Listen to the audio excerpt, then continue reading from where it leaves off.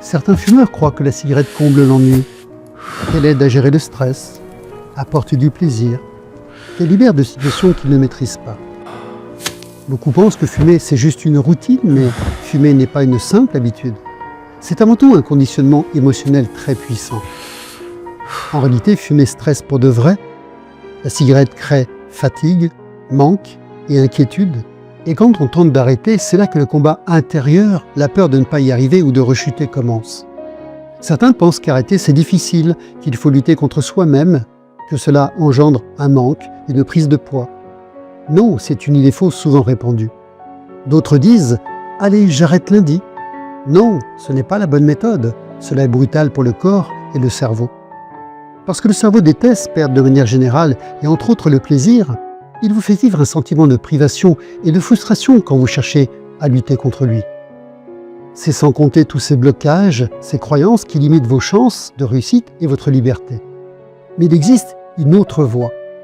Vous vous demandez peut-être pourquoi certains fumeurs arrivent à arrêter de fumer sans effort et d'autres pas.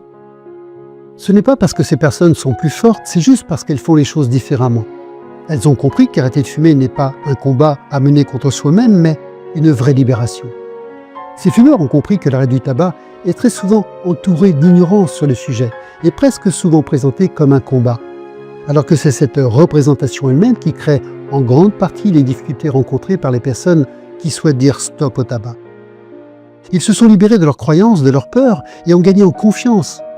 Ils pensaient souvent à tort qu'il faut une énorme volonté pour arrêter de fumer. Mais ils ont pris conscience que si c'était vrai, les personnes très disciplinées n'échoueraient jamais.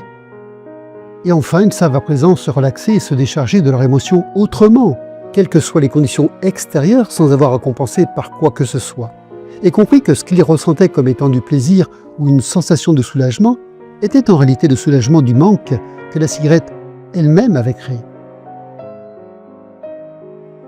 Le protocole 3.0 tabac est un accompagnement totalement structuré et personnalisé qui permet de dire définitivement stop au tabac, de manière non brutale et sans combat, loin des substituts, des luttes ou des rechutes, tout en étant suivi après l'arrêt du tabac.